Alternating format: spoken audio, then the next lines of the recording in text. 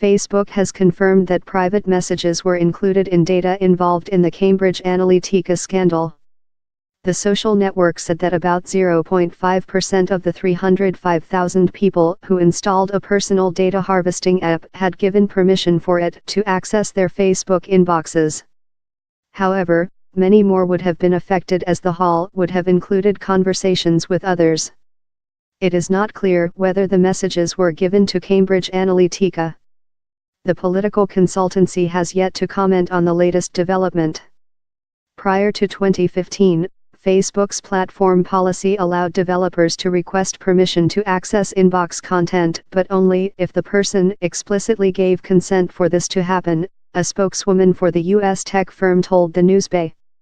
According to our records, only a very small number of people, approximately 1,500, explicitly opted into sharing this information with Kogan's app.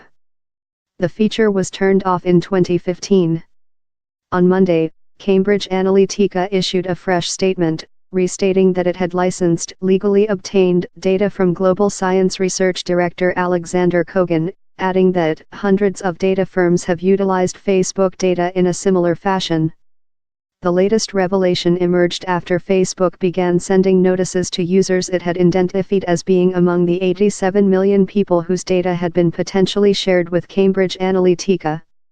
That figure includes both those who took Mr. Kogan's test as well as their friends, whose personal records the app also had access to. Cambridge Analytica has said it only obtained data on about 30 million U.S. citizens. Facebook's alerts included the warning, a small number of people who logged into This Is Your Digital Life also shared their own messages from you. Carol Cadwallader, the Observer journalist whose investigation helped plunge Facebook into the current crisis, was among the first to pick up on the implication.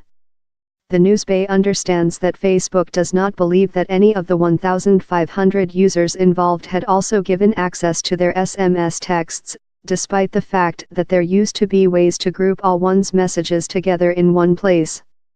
The latest revelation came hours before Facebook's chief executive Mark Zuckerberg was due to testify before the U.S. Senate Commerce and Judiciary Committees in Washington. He is also due to be questioned by the House Congressional Testimony on Wednesday. Ahead of his appearance, Facebook announced it would begin paying bounties to those who reported misuses of members' data by app developers. This program will reward people with first-hand knowledge and proof of cases where a Facebook platform app collects and transfers people's data to another party to be sold, stolen, or used for scams or political influence, it said. Just spoke to Facebook about its new data abuse bounty program. There and number 39, no upper limit, though expect big revelations to get around $40,000, as per bug bounty program. Recipients of the bounty are free to go to the press once it is resolved.